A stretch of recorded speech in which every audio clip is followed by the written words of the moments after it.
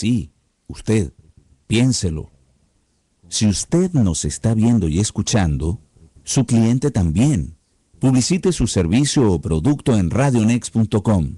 Contáctenos al 786-472-1823. Si usted nos está viendo y escuchando, su cliente también. En medios de impresión alternativos, Todo USA es el líder.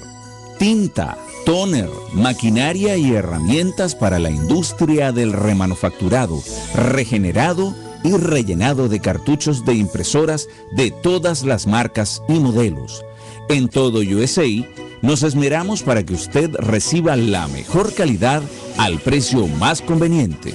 Contáctenos en Miami al 305-468-9668 y visite nuestra página web www.todo-usa.com. Todo USA, el especialista en medios de impresión alternativos. 305-468-9668. Ladies and gentlemen, let's get ready to rumble. Hola mis amigos, soy Broderick Serpa y quiero invitarlos a que me acompañen a una conversación de deporte como se debe, entre amigos y con los expertos. Oscar Huete, Carlos Guillén y Gustavo Méndez, como si estuviéramos en la sala de tu casa, en Todo Deportes, un programa interactivo que te cuenta lo último del deporte mundial y que te permite que lo comentes con nosotros cada sábado a las 2 de la tarde por Radio Next, la voz de la libertad. Libérate con radionext.com.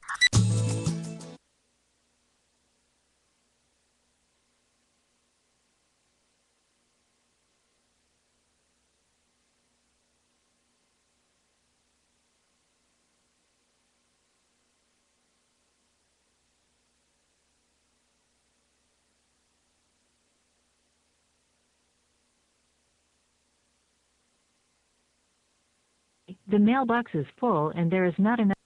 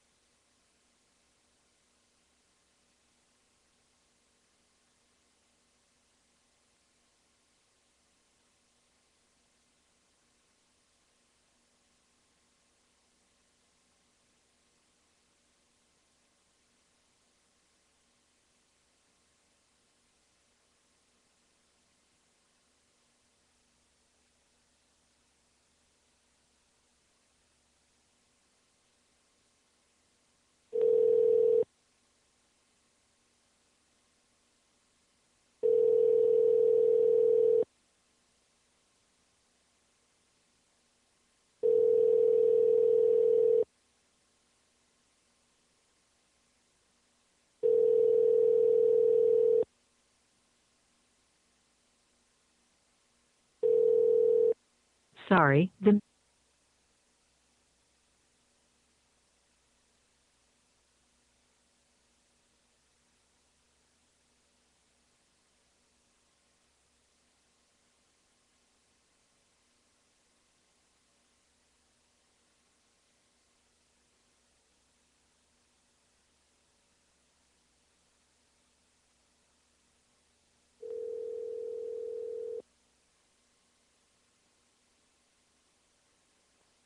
Hello. Hello. Hello.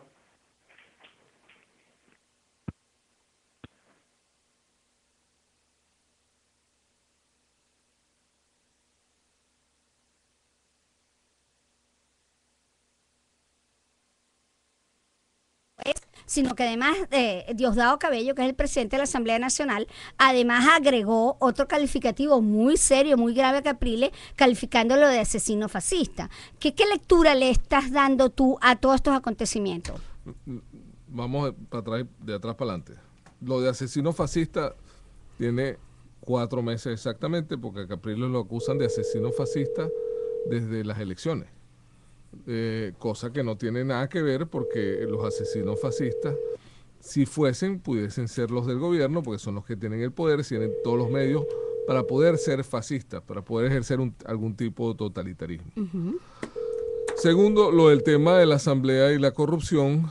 El problema de la corrupción que empieza a aparecer en las encuestas en Venezuela es en alguna medida una tragedia para el gobierno. Hoy el Universal aparece en la primera página unas encuestas del gobierno donde dicen donde dicen las encuestas del gobierno publicadas en el sistema de información bolivariano. La corrupción es del gobierno, está dentro del gobierno, en un 60% de las personas lo creen así. ¿Qué pasa? ¿Cuál es la necesidad de materializar el tema de la corrupción? Que el único gobierno de oposición que hay en Venezuela... Disculpa, José. Orlando Viera Blanco, ¿lo tenemos en línea? ¿Nos escucha? Sí, aló. Hola, buenos días. Es Sonia Osorio del programa Pulso Informativo en Radio Next. Gracias por acompañarnos. Estamos comenzando el programa. ¿Estamos al aire? Estamos al aire. Lo tenemos aquí en cabina a José Hernández, que es el jefe del Comando Simón Bolívar en Miami. Así Orlando, ¿cómo le va? ¿Qué tal, José? Dame un segundito, Sonia, por favor, que tengo un tema latente. Ya estoy contigo. ¿Puedo interrumpir un segundo? Sí, lo volvemos a llamar entonces en unos minutos. ¿De acuerdo? Por favor. Gracias a usted. Continúa, José, por favor.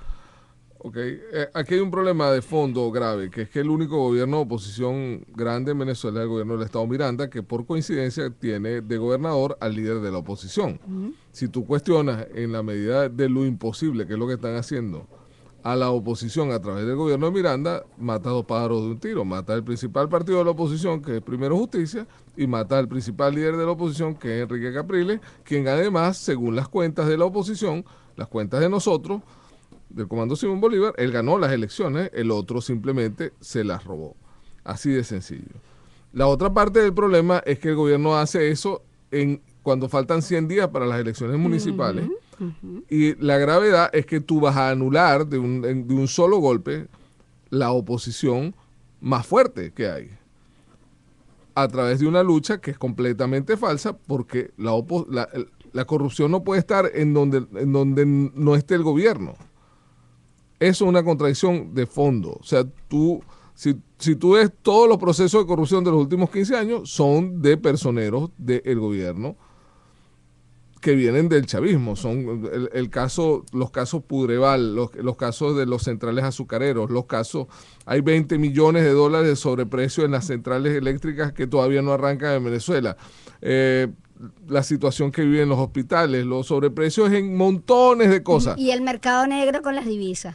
El mercado negro con las divisas, el caso Bandes. Sí. O sea, hay un catálogo que es interminable de todo las cosas que tiene el gobierno. Además, el señor que se ha encargado de manipular más el tema de la corrupción es Diosdado Cabello, que nada más y nada menos tiene 80 carpetas con 18 casos sobre su paso por la gobernación de Miranda, que además le ganó Enrique Capriles, no permitiéndole, convirtiéndolo en el récord más negro del PSV, porque es el único candidato del PSV que no repitió, porque Capriles le ganó las elecciones. Entonces, todas esas cosas son parte de la factura que van ligadas al proceso de la acusación de la corrupción.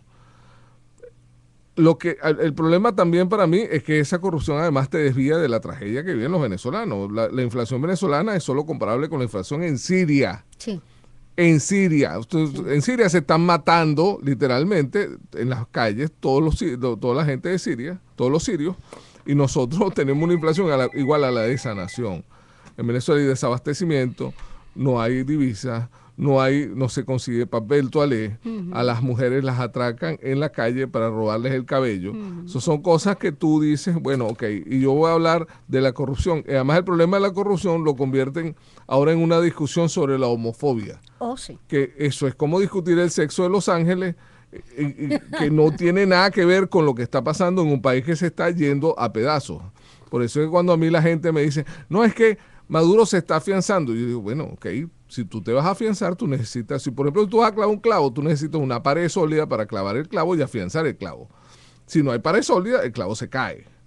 Eso es lo que está pasando con Maduro. Pero, José, hay muchos analistas internacionales que le dan otra lectura precisamente a este tema, y vamos a hacer un paréntesis acá, que dicen que el gobierno de Maduro o el desgobierno de Maduro, como se le quiera calificar, sí ha estado logrando afianzarse después de lograr contener la actividad inicial que tenía, sobre todo el líder Capriles, en defender los resultados de las elecciones del 14 de abril, donde decían ganamos y nosotros eso lo vamos a defender donde sea. En la medida en que fue bajando y perdiendo vigor esa defensa, en esa misma medida se está viendo a nivel internacional, se le está dando otra lectura al tema, y es Maduro, con todo lo que le rodea, con toda la inexperiencia de él, está afianzándose, y pareciera incluso que hasta los venezolanos se están acostumbrando a Maduro frente a la presidencia. Nadie se acostumbra a lo malo. O sea, eso no es así como así. Esas cosas, por más que sea, uno cree, no, que el gobierno se afiance. ¿De qué? O sea, ¿qué es Venezuela ahorita?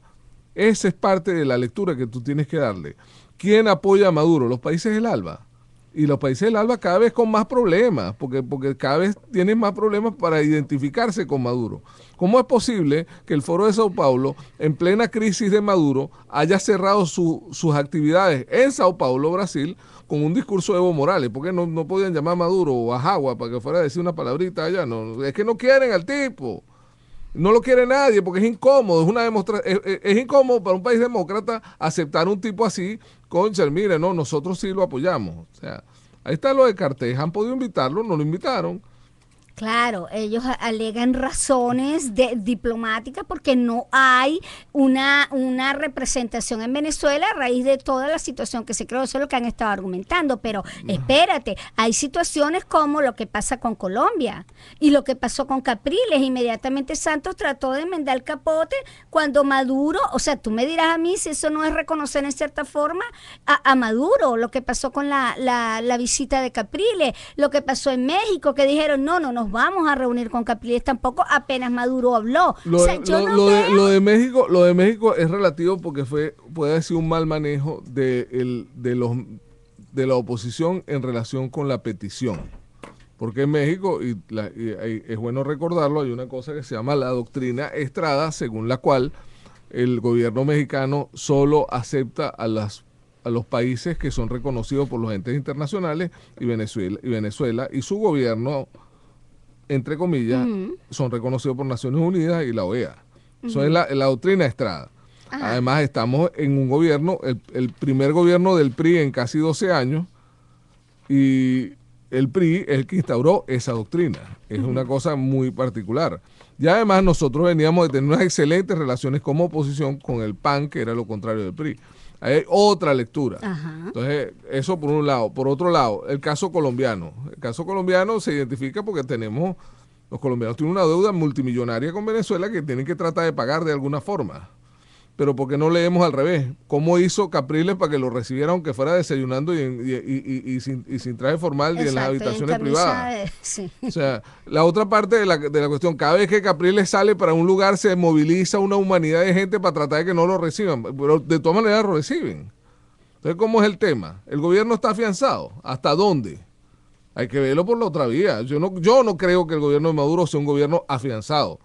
¿Cómo puede ser un gobierno afianzado si no produce? Si la gente no tiene que comer, si la gente cada vez que va al mercado tiene las cosas más caras. Si tú dependes solamente desde el punto de vista exterior de unos viejitos que están carcamales y muriéndose como Fidel Castro y Raúl Castro. ¿Cuál es la solidez del gobierno de Maduro? Yo creo que eso no existe.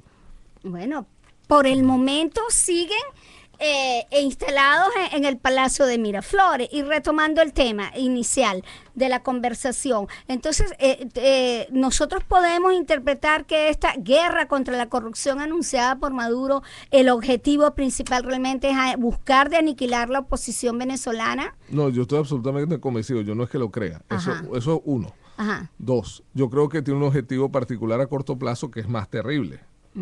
que es evitar las elecciones de diciembre. Claro. Porque la petición vino con una solicitud de poderes especiales y con la posibilidad de modificar la Constitución y con un asunto y con un anuncio de plan de emergencia. Sí. Si tú haces una emergencia convocada por el Consejo no sé qué cosa republicano, vienen y te dicen, bueno, vamos a quitar las elecciones de diciembre porque no pueden ser. Y bueno, y hasta ahí, pues llegaron las elecciones de diciembre.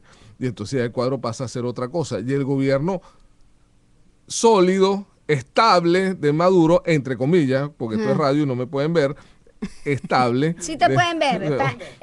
Estamos pasando en directo por video. Este gobierno estable de Maduro tiene que inventar cualquier cosa para evitar que le pase por encima a la mayoría, que es la tragedia que tiene.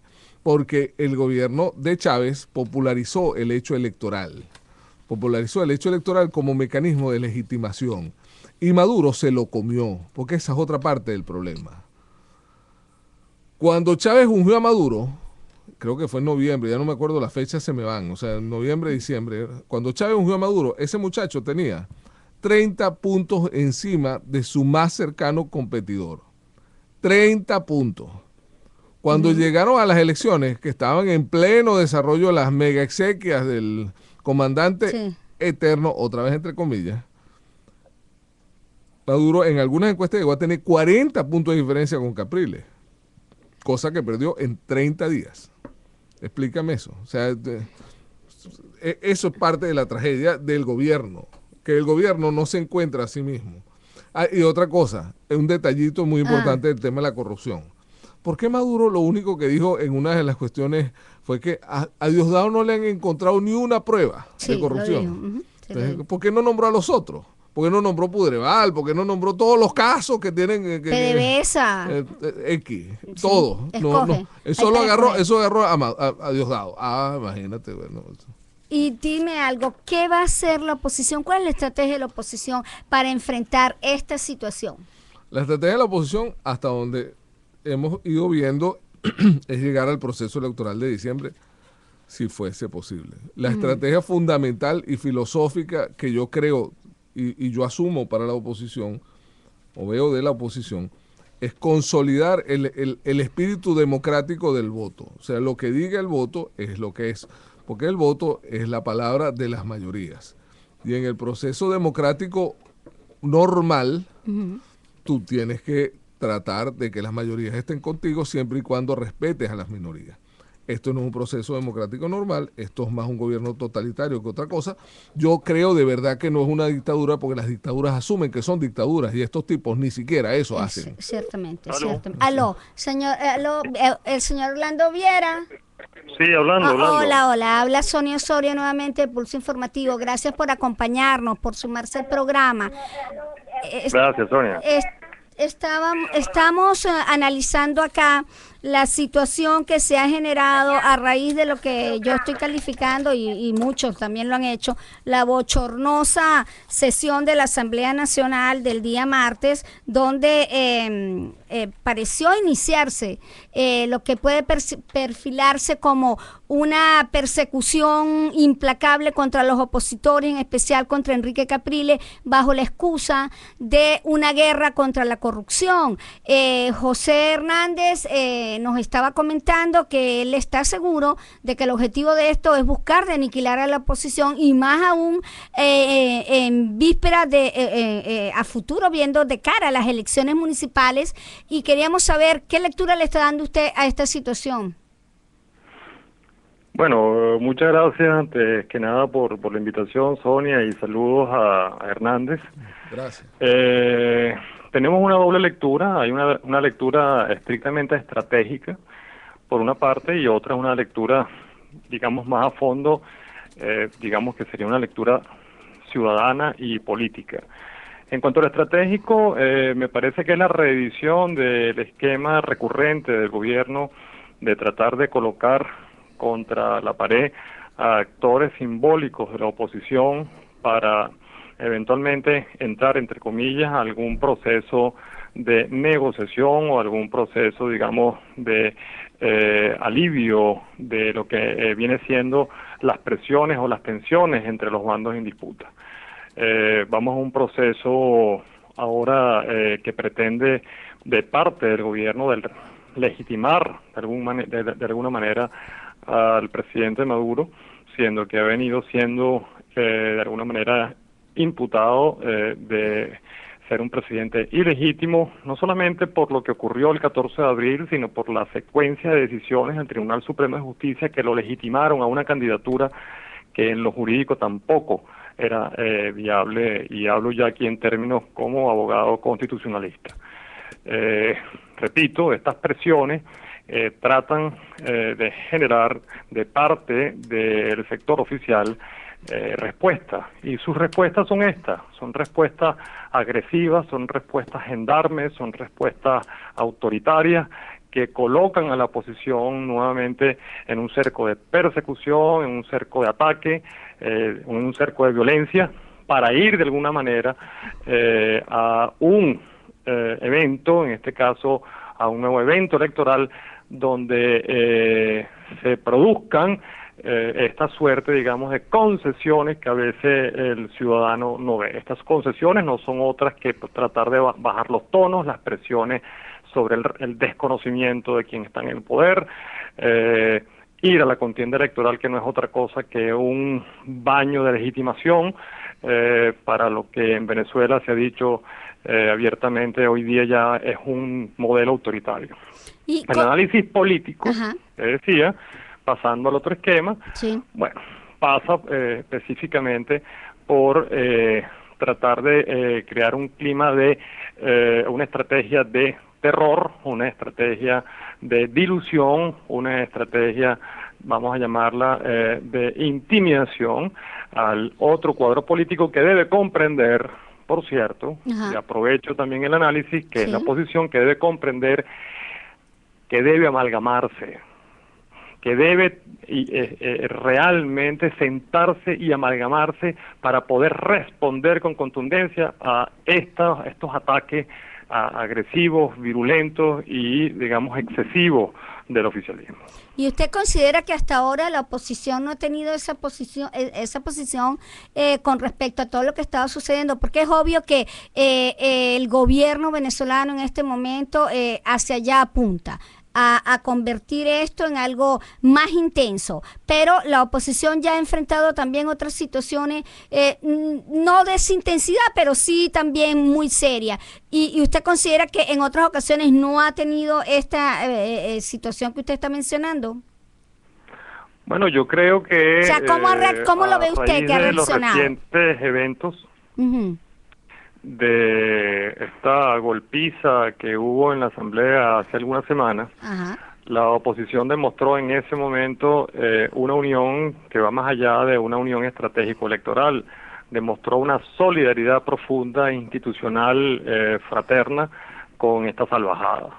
Pero como observador, yo lo que quiero llamar la atención es que no deben mediar ese tipo de circunstancias extremas para que la oposición realmente armonice y de alguna forma se coloque en línea para crear un verdadero frente opositor o disidente. Te lo digo porque hay una matriz en este momento y la podemos ver y leer todos los días, que está atacando, por ejemplo, a Capriles de ser una persona que no ha tenido las gónadas, que no ha tenido la voluntad, que no ha tenido el carácter, el talante o la determinación para ir en un proceso de recobro de una victoria electoral. Existe una suerte, digamos, de movimientos y contramovimientos que no parecieran crear una percepción realmente de unidad, y una percepción realmente, y más que unidad, una percepción, digamos, de bloque para contener lo que en Venezuela no es solamente una disputa electoral, sino que es una defensa de las libertades civiles y las libertades fundamentales. Esto es un tema serio. Sí. Este es mi ojo crítico a esos sectores de la disidencia. Por ejemplo, se habla ahorita de una asamblea constituyente para este opinador o para este analista que ahora te habla, Ajá. es una cosa absolutamente inocua. Es un asunto que Sí. no debe estar en la agenda. Es distractivo, es electoralista. Tomar una asamblea constituyente o una constituyente como una herramienta electoral es caer en el juego electoralista, y cuidado si se pierde también. Sí. Entonces, con esto quiero desarrollar una idea de política a fondo.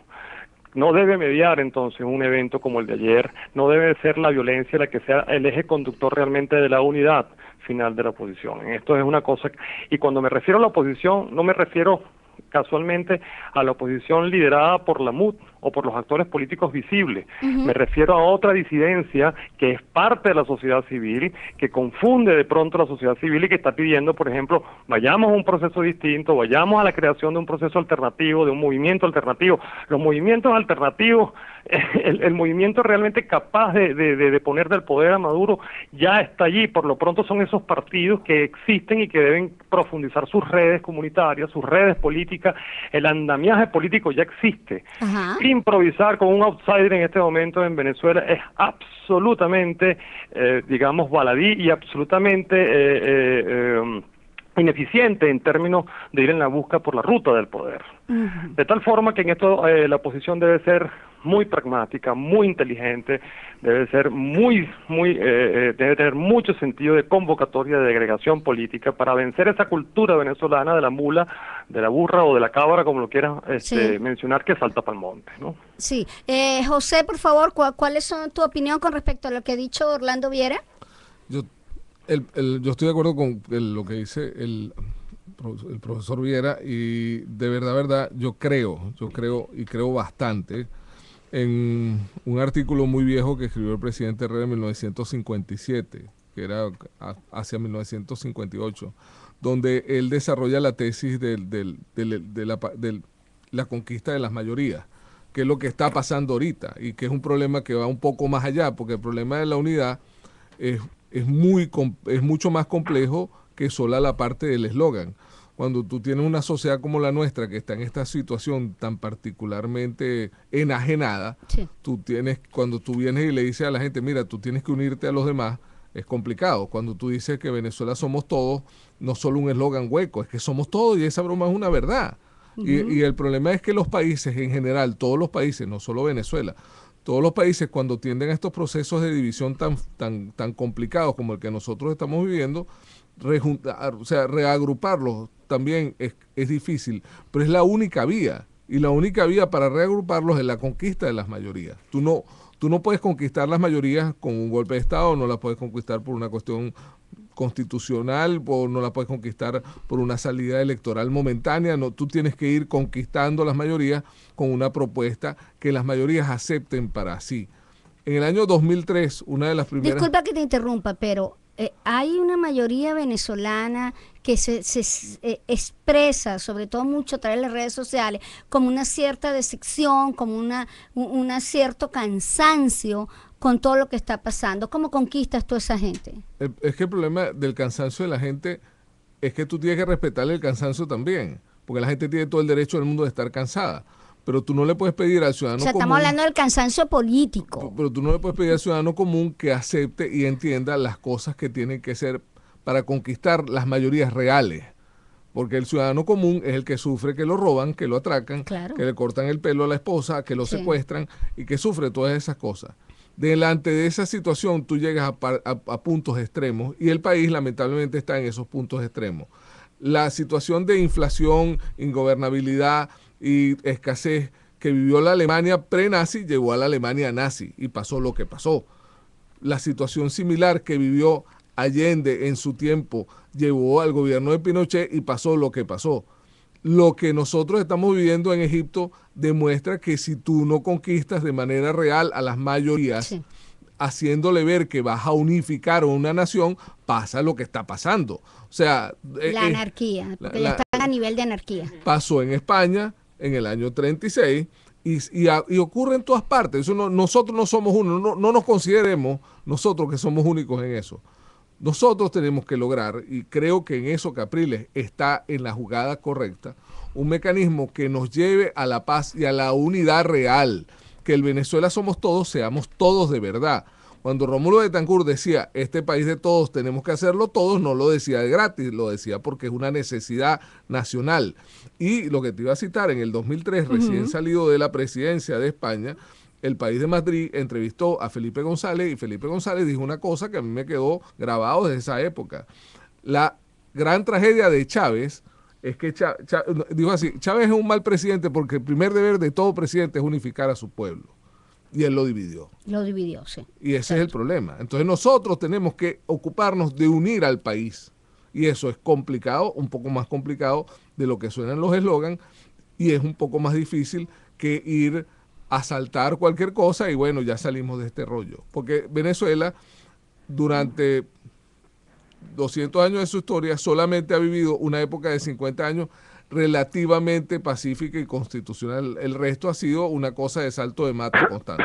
Y señor Viera, también teníamos una segunda pregunta y la última, que es ¿qué pueden esperar los venezolanos en caso de que le aprueben a Maduro los poderes especiales que ha solicitado?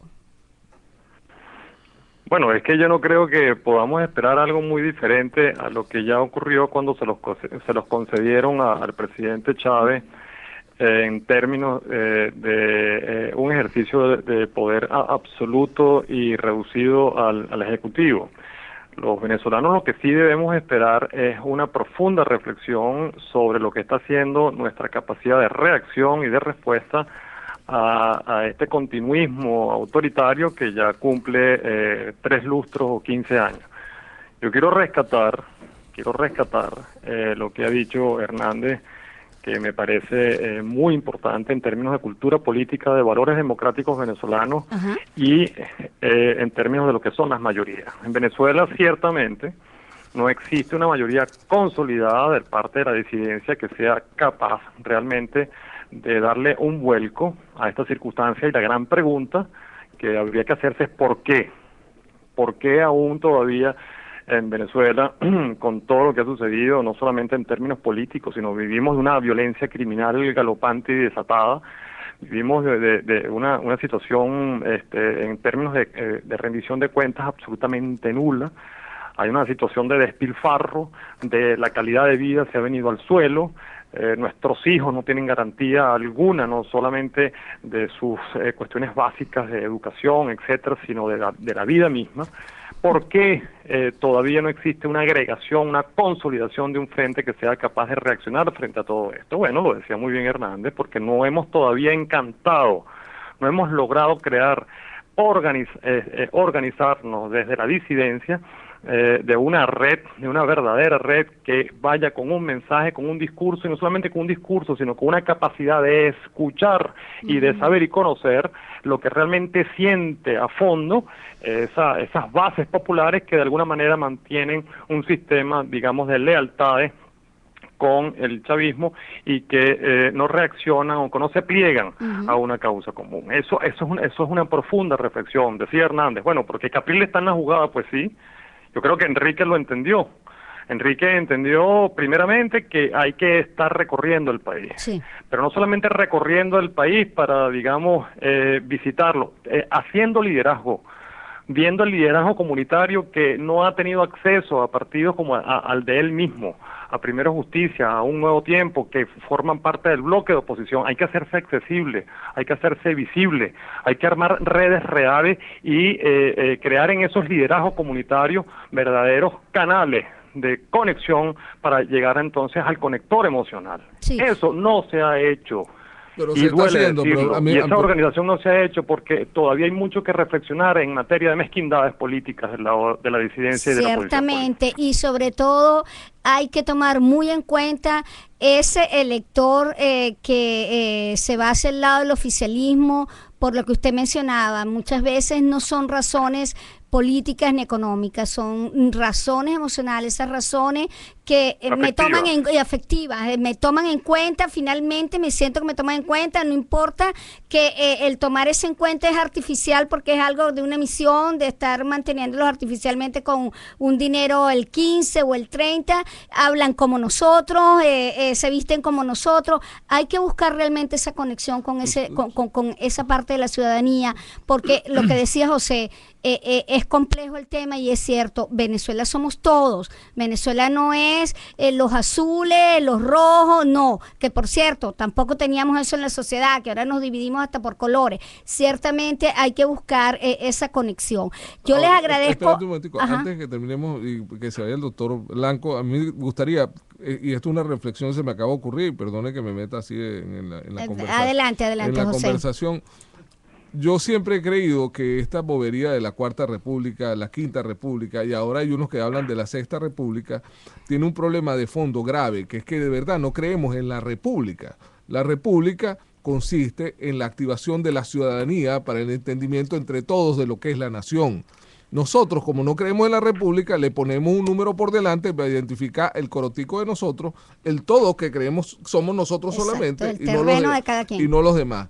Cuando aprendamos a pensar en términos de la República, de nuestra República, quizá avancemos un poquito más. Ojalá lleguemos allí. Bueno, Yo le agregaría a esto, José, que habría entonces que crear o profundizar en el proceso de reconocernos a nosotros mismos y reforzar nuestra identidad para que el concepto de nación y con ello el concepto de república resurja.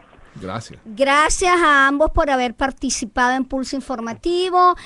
Hasta luego, señor Viera. De nuevo, gracias por acompañarnos. A José, jefe del Comando Simón Bolívar de Miami, también les agradecemos. Amigos, vamos a una pausa. Ya regresamos. Mantengan la sintonía. Buenos días. Con RadioNext.com.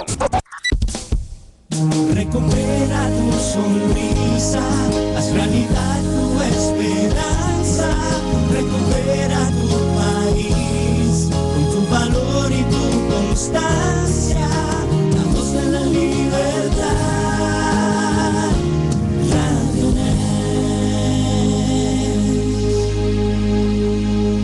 Ladies and gentlemen, let's get ready to rumble. Hola mis amigos, soy Broderick Serpa y quiero invitarlos a que me acompañen a una conversación de deporte como se debe, entre amigos y con los expertos, Oscar Huete, Carlos Guillén y Gustavo Méndez, como si estuviéramos en la sala de tu casa, en Todo Deportes, un programa interactivo que te cuenta lo último del deporte mundial y que te permite que lo comentes con nosotros, cada sábado a las 2 de la tarde por Radio Next, la voz de la libertad.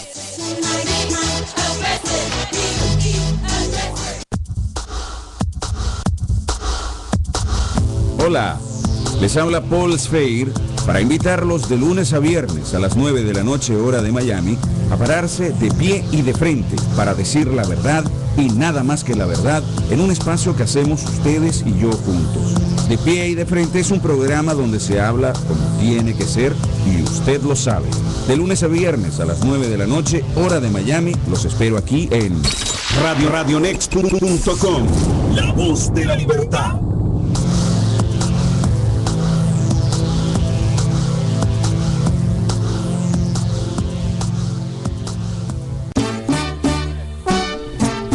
Amigos y melómanos de la red, les saluda José Bernardo Di Giorgio para invitarles a un recorrido musical por el género más popular del Caribe, la salsa.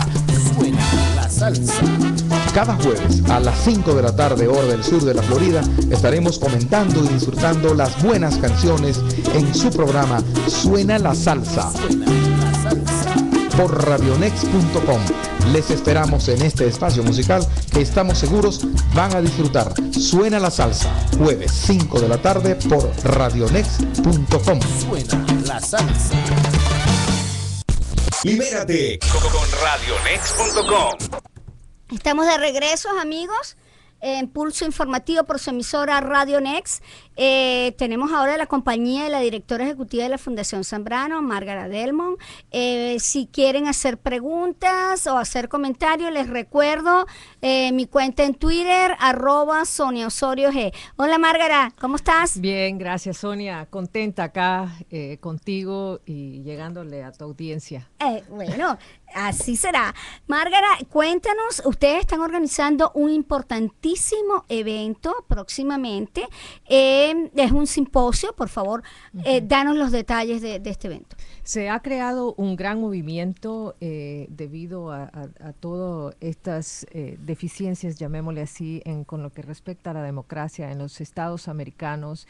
Y por supuesto, así como avanza la sociedad y nuestras nuevas generaciones, a veces se requieren de muchos cambios. Y tenemos que involucrar a los jóvenes. Nosotros en el simposio estamos dándole la oportunidad, uniendo a catedráticos prominentes como de Harvard, de la Universidad de Vanderbilt o de la Universidad de Georgia, y asimismo pues el presidente Osvaldo Hurtado también nos va a venir a hablar, a Carlos Salinas de Gortari de México. Y de igual forma te vienen dignatarios de otras naciones y por supuesto jóvenes activistas que mejoran su comunidad y que nos vengan a compartir o entrar en un diálogo donde presentan soluciones para mejorar o mantener nuestra democracia. ¿Por qué decide la Fundación precisamente crear un foro que esté orientado a analizar la democracia, la importancia de este sistema en una región tan convulsionada como la nuestra y donde en los últimos años, donde lo que más ha imperado es los llamados gobiernos de izquierda o del socialismo del siglo XXI, como lo quieran llamar, pero que precisamente lo que hacen es utilizar la democracia, los mecanismos de la democracia para minar ese sistema democrático, ese sistema político. Y muchos la llaman como una pseudodemocracia porque se dicen llamar democracia y lo que tienen es una máscara puesta. Obviamente nuestros jóvenes necesitan ser escuchados. Ellos van a ser nuestros futuros líderes. Y por medio de este simposio nosotros nos enfocamos hacia la educación. Tú sabes que la educación y la democracia van de la mano. Sí. Dentro de ellos, cuando me refiero a la educación, los principios, todos esos principios que nos enseñaron a nosotros, el valor a nuestra patria, a nuestros países, del cual dictan nuestras conductas y valores para el resto de nuestras vidas. Todo eso se ha ido desapareciendo y es bien sabido que, por supuesto, dentro de la tecnología, el desarrollo del Internet, ahora los muchachos lo que escuchan o lo que ven se lo creen y se olvida de esa base fundamental que son los valores y principios de la democracia. Muy, muy importante. ¿Cuándo comenzaron a ustedes, se les ocurrió, cómo surge? Decir, es importante que nuestra juventud latinoamericana sepa de esos valores democráticos. ¿Cómo se les ocurrió y cómo surgió esta idea de hacer un evento precisamente para esto? La idea nace en nuestra junta directiva, que es conformada pues de personas de diferentes países. Tenemos al señor Henry Kronfle de la Asociación Industrial de Latinoamérica, de Ecuador, al señor José Zambrano de Venezuela, tenemos al señor Lázaro Miur de Cuba y también contamos con Ivonne Fernández de Colombia, de igual forma una norteamericana, Jenny Pietri. Ellos unen estos esfuerzos en pro de educar a estos jóvenes, porque es la única forma que nosotros a futuro vamos a poder lograr un cambio, porque si empezamos a sembrar la semilla en esta futura generación, van a poder concientizar decisiones. Cuando ya les toque tomar decisiones, por lo menos van a pensar 2 veces antes que venga alguien a corromperlos. Y este evento sé que es anual. ¿Lo van a mantener así? ¿Y por qué esta razón de que ustedes consideren que debe ser anual, no como otras fundaciones u organizaciones que de pronto lo hacen una vez, ya no lo repiten o lo hacen cada 3 años? ¿Por qué la importancia de hacerlo anual? La constancia de mantener es el diálogo. De hecho, después del simposio, eso no muere ahí y esperamos al siguiente año. Mantenemos la comunicación y el diálogo con todos los asistentes. El año pasado tuvimos la suerte de tener a 350 delegados. Este año estamos esperando aproximadamente 700. De hecho, ya hay 50 delegados que vienen comprometidos ya de Colombia. Tenemos también estudiantes de los cuales se le están otorgando becas. Yo he experimentado visitas o asistido a la cumbre, por ejemplo, de la Organización de los Estados Americanos, y tú ves que dentro de esos mismos reuniones hace falta la juventud. Siempre son los mismos y las mismas personas que traen la misma conversación, el mismo problema, y allí se queda. ¿Qué es lo que queremos hacer nosotros? Traer soluciones de los cuales pueden ser mejores prácticas y así pueden ser replicadas en otros países y en otras ciudades.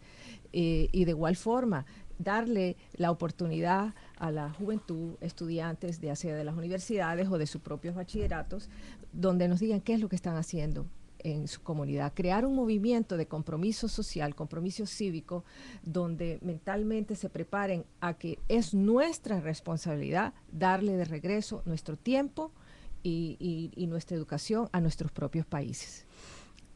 ¿Qué requisitos, si es que existen, exigen ustedes a estos jóvenes de los diversos países de nuestra región para que puedan participar en el simposio? Porque a lo mejor en este momento el programa se oye en muchos países de América Latina y entonces habrá algún grupo de jóvenes que quisiera contactarlo.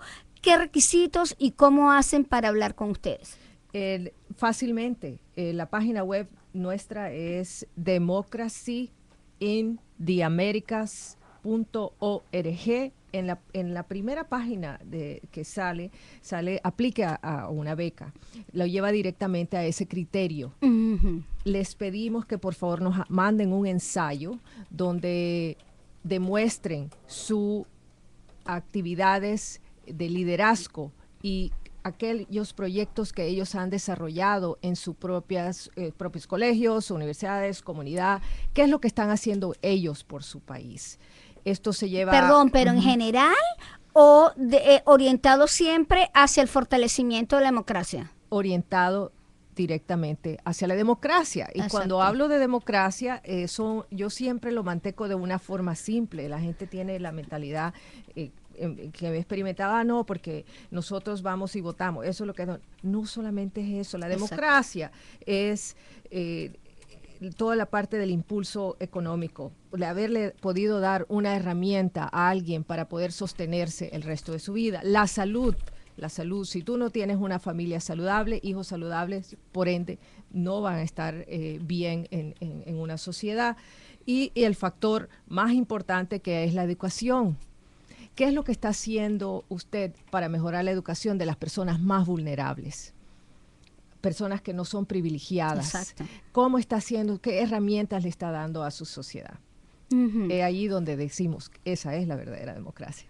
Y este año, según la información que tengo acá, entre los temas a tratar está diálogo sobre la democracia, los gobiernos de actualidad, educación, como tú lo estabas mencionando, importantísimo, las mejores prácticas a través de América Latina, el impacto de las redes sociales y el compromiso cívico. Por favor, vamos a hablar un poco de estas mejores prácticas en América Latina. Dame los detalles de qué es lo que se espera escuchar en el simposio con respecto a este aspecto. Hay diferentes proyectos. Por ejemplo, José Salcedo, que es uno de los líderes de la organización SWARE, que fueron los muchachos que caminaron desde Miami hasta Washington para lograr... Perdón, entre ellos un DACA. venezolano, un chico venezolano. Él viene a exponernos cómo lo hicieron. Esto fue hace 2 años y medio. Sí. Pero cómo ellos logran pasar esa ley para que estos muchachos pudieran tener una posición y un estatus acá, poder manejar, que si poder estudiar, que ellos salían y estaban en el limbo.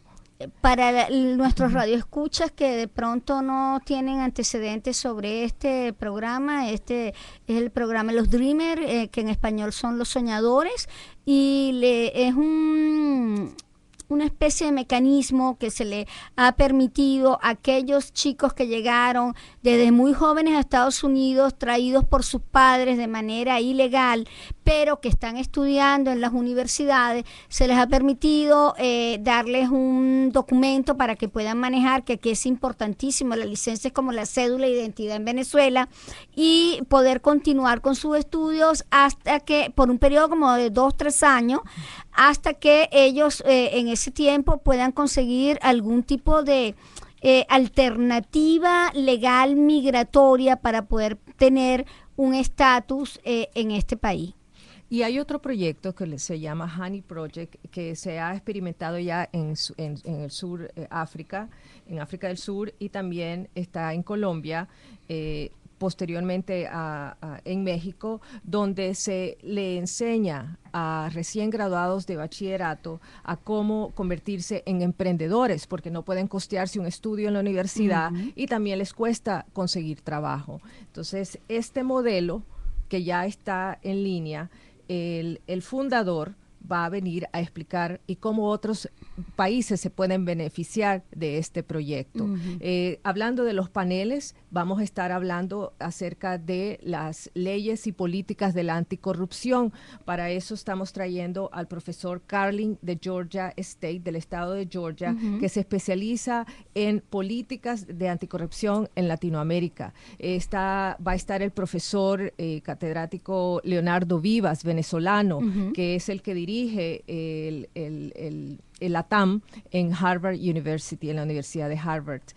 Tenemos estas personas que ya de hecho están en pro hacia los derechos humanos y han hecho un análisis de Latinoamérica y nos traen las últimas estadísticas, lo que es lo que está pasando con la seguridad. Eso es un tema muy candente ahorita porque hay demasiado crimen organizado que nos está afectando a todos en la región. A todos.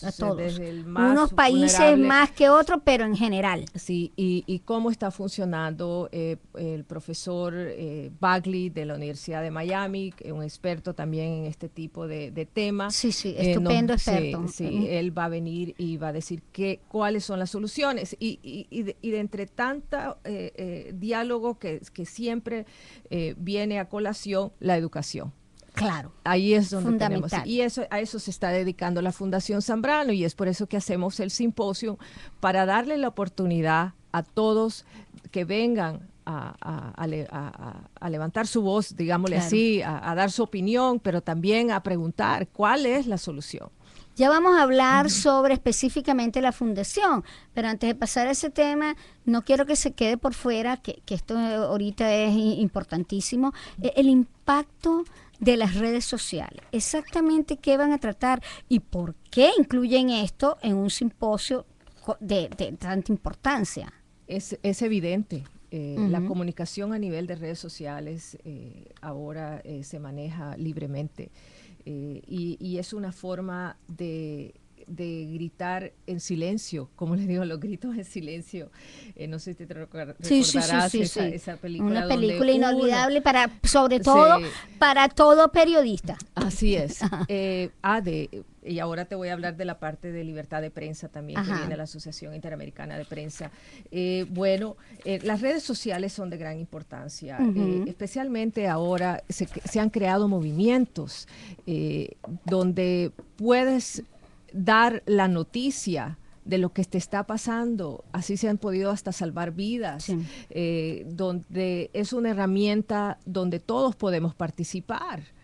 Y darle un retweet a un Twitter se convierte en una noticia, o se convierte en un tema que se debe...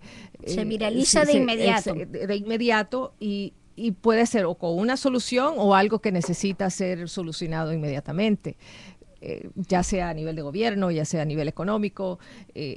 Pero van a analizarlo de manera muy general, o por ejemplo van a tener algún experto que explique cómo la gente, porque todavía hay personas que y que es importante que lo sepan si se están organizando dentro de las comunidades, cómo poder utilizar esa herramienta para ese bien común, y no solo eso, correcto, para algo importantísimo que lo mencionamos inicialmente. Esto ha sido un vehículo para poder denunciar todos estos ataques a la democracia.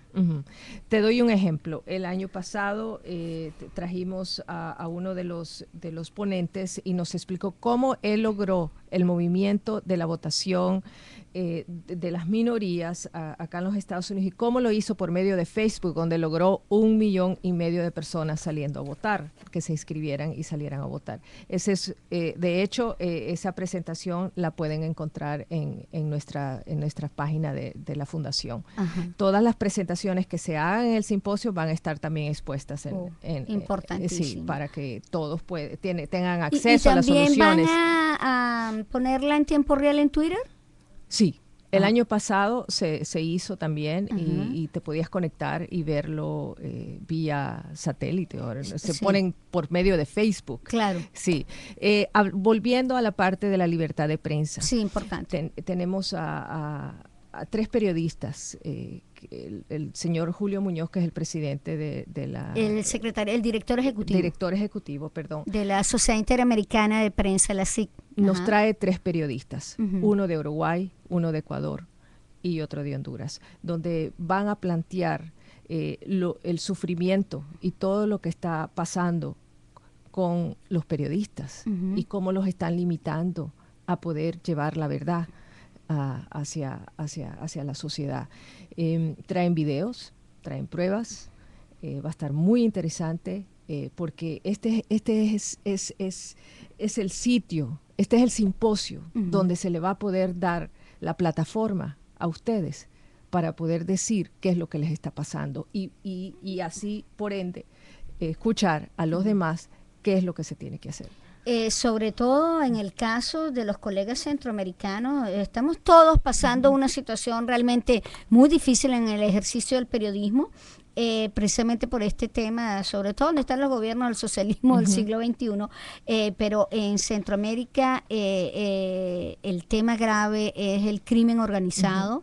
Y recientemente en Guatemala no solo asesinaron a un colega, sino que además otro atentaron contra él y logró salir con vida del atentado. Pero la situación es un cerco cada vez peor contra la libertad de prensa, la libertad de expresión. Y yo siempre recuerdo esto en mi programa cada vez que tocamos el tema. Esas 2 libertades son fundamentales para el sistema democrático. Si no la defendemos, si no la preservamos, no va a haber manera de tener una democracia sólida y poder preservarla. He ahí la importancia, y me encanta saber que están incluyendo esto, y sobre todo que van a darle ese escenario internacional a los colegas por ejemplo, un colega de Centroamérica. Eso no quiere decir que el colega de Ecuador tampoco tenga nada importante al contrario, tienen una severa ley de comunicaciones que realmente prácticamente va a propiciar la autocensura total en el país por todo lo que las restricciones. Es como criminalizar el ejercicio del periodismo, el opinar, incluso hasta las protestas, ¿no? Así que me parece sumamente importante que estén incluyendo ese tema. Y es uno de los temas que nos pidieron el año pasado que por favor lo trajéramos. O sea que nos fuimos directamente a la asociación para que traigan la verdad. Perfecto, perfecto. Bueno, y ahora cuéntanos, Márgana, con respecto a la fundación, cuáles son los objetivos, qué hace, si la gente quiere sumarse a ella, qué puede hacer. Cuéntanos todo. ¿Cómo no? Nosotros como fundación somos una entidad sin fines de lucro y nos dedicamos a promover, a educar y a difundir los valores de la democracia. ¿Cómo lo hacemos? Por medio de programas de liderazgo. En este programa de liderazgo que se llama Despierta tu líder interior. Muy buen eslogan. Donde invitamos tanto a líderes jóvenes como también personas adultas a participar y descubren qué tipo o qué estilo de liderazgo, ya sea benevolente, ya sea de democrático, autocrático, y no se le da qué es lo correcto o lo incorrecto, sino que cada uno de nosotros tenemos fortalezas, pero también les enseñamos sus debilidades de las cuales tienen que fortalecer. Dentro de ese programa, de igual forma, se le enseña los valores de democracia, cómo concientizar cuando alguien viene y te ataca y quiere corromperte. También la libertad de expresión, cómo ser activo en su comunidad, la importancia y la responsabilidad que tenemos hacia nuestras personas y nuestro ambiente que nos rodea. Este programa está a la disponibilidad, es totalmente gratis. Nos pueden llamar de diferentes entidades, colegios, universidades, compañías, organizaciones, y nosotros venimos y damos ese programa. ¿Dónde tiene la sede de la fundación y cuál es su radio de acción? La fundación está en el condado de Broward, en Fort Lauderdale. Nuestro teléfono es 954-980-9453. Repítelo, por favor. 954-980-9453. Y también pueden dirigirse a la página web. Nos pueden inscribir directamente desde allá a zambranofoundation.org. Perfecto. Bueno, Márgara, te agradecemos mucho por habernos acompañado hoy en Pulso Informativo y darnos esta valiosa información. En Radio Escucha no se pueden perder ese simposio, pónganlo en la agenda. Por favor, repite las fechas y dónde se va a realizar. La fecha es noviembre 14 y 15 de este año en la Universidad Nova Southeastern. Los esperamos. Pueden dirigirse. ¿Puedes dar la dirección de la universidad si la tienes allí, por favor? Es en Davie, en la ciudad de Davie, en Fort Lauderdale. Sí, condado de Broward, en el sur de Florida. En la avenida College de la ciudad de Davie, en el condado de Broward, en el sur de la Florida. ¿Cómo se pueden? Automáticamente se pueden inscribir en www.democracyintheamericas.org. Invito a estudiantes a que apliquen, por favor, para poderle otorgar esas becas, no solamente locales, sino de Sudamérica. El año pasado trajimos jóvenes de Argentina, de Venezuela, de Colombia, de Ecuador, de México y también de acá. Así que, por favor, apliquen. Gracias, Márgara.